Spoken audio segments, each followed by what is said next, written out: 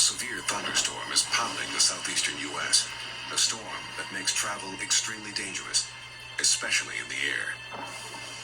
1 in 20 severe thunderstorms pack what airline pilots know as the deadliest weather phenomenon of all, a microburst.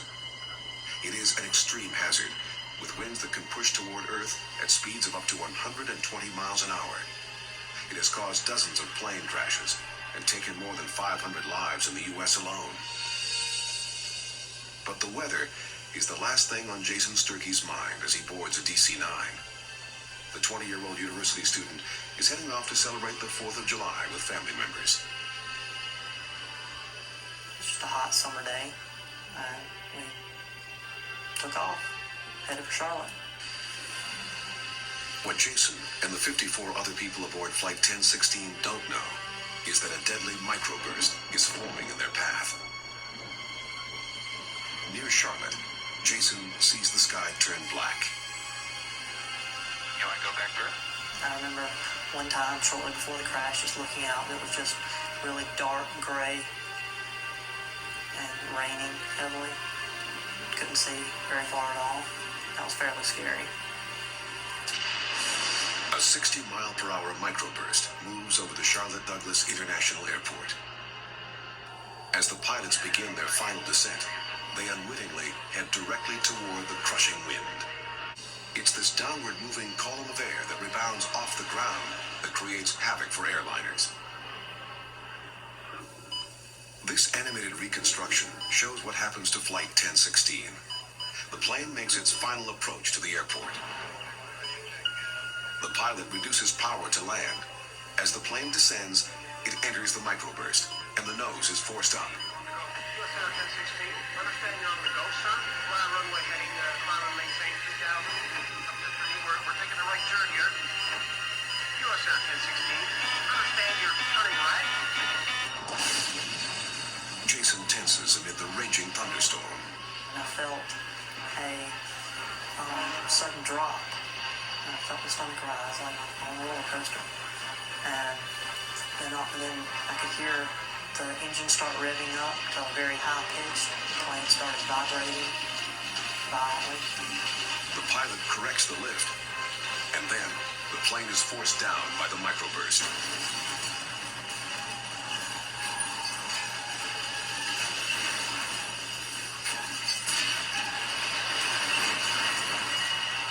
The plane rips through a pine forest and smashes into an oak tree, snapping the fuselage into 3 sections. Jason is in the tail section, which skids violently across a residential street, scooping up everything in its path. The tail section shears off the side of a vacant house, where it finally comes to a stop. Jason is buried up to his neck in shredded metal. Report of an airplane down Wallace Neal Road near Old Dow Road, engine 21, ladder 13, blaze 2, tanker 21. Jason has no idea that help is on its way. I opened my eyes and I was lying flat on my back in a pile of debris.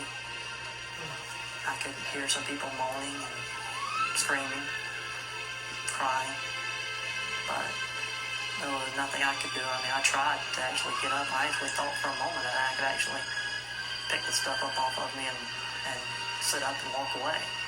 But it didn't take me long to realize that there was no way to do that. Not only is Jason unable to move, but the plane is on fire, and he is soaking in jet fuel. I could taste it, I could smell it. It was all in my mouth and my nose, and there was some fire off to my right, and it was burning my face pretty badly from the heat from it. It was burning my face, but I could hear it crackling and sizzling and making all kinds of hissing and popping noises, and that was extremely scary, wondering if I was going to catch on fire.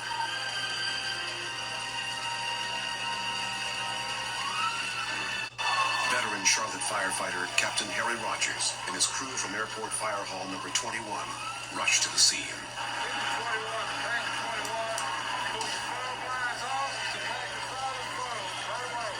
Once we pulled up on the scene, it looked like hell on earth. The burning plane has crashed into the side of a house, and both the plane and the house are now on fire. The firefighters' biggest fear is that the aircraft fuel tanks will explode. The way that fuselage from the wings to the tail was positioned, as soon as you walk through the door, you're in the airplane.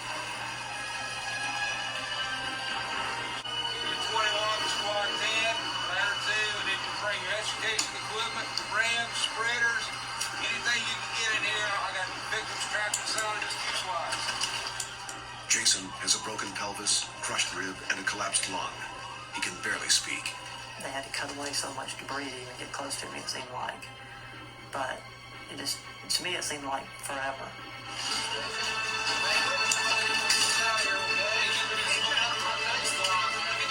For Harry, it is one of the most difficult rescues he has ever coordinated. Jason was always one to get out. If you can envision a gigantic ball of tinfoil, stick a lot of debris in it, and then put a human being in the middle of it and just crumple it all together. That's what it looked like. Harry's crew works tirelessly, breathing in flammable jet fumes as they clear the wreckage off Jason and others, piece by piece. More than an hour and 20 minutes later, firefighters finally lift Jason from the wreckage.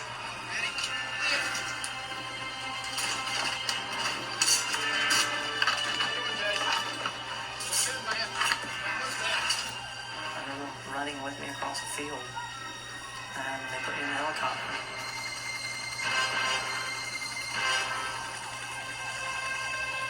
Next thing I know, I opened my eyes and I could see fluorescent lights passing over my head. And so I realized I was in a hospital, and that's when I really just let everything go because there was nothing more I could do. Jason spends days in critical condition. He is eventually told that his mother and nephew, who were on the plane with him, did not survive the crash. I was sitting right between the two of them. And I ended up in a little bit different part of the plane and somehow survived. Hello, Jason. Hey, how you doing? Good to see you. 4 years later, Jason decides to visit the crash site. He meets up with Harry and they go together.